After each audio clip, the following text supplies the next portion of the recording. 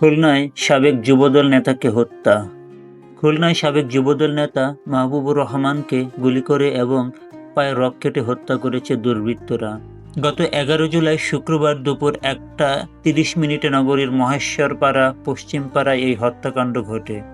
নিহত মাহবুবুর রহমান ওই এলাকার আব্দুর রহিম মোল্লার ছেলে এবং দৌলতপুর থানা যুবদলের সাবেক সভাপতি ছিলেন। পুলিশ সূত্রে জানা যায়, ঘটনার সময় মাহবুবুর রহমান নিজ বাড়ির সামনে গাড়ি পরিষ্কার করছিলেন। তখন মোটরসাইকেলে আসা 3 ব্যক্তি তাকে লক্ষ্য করে গুলি ছোড়ে। এরপর তার মৃত্যু নিশ্চিত করতে ধারালো অস্ত্র দিয়ে পায়ের রগ কেটে দেওয়া হয়। ঘটনাস্থল থেকে 4টি গুলির খোসা এবং একটি অব্যবহৃত গুলি উদ্ধার করেছে পুলিশ। এ ঘটনায় মামলা দায়ের করা হয়েছে এবং জড়িতদের শনাক্ত করা হলেও এখনও কাউকে গ্রেফতার করা সম্ভব হয়নি।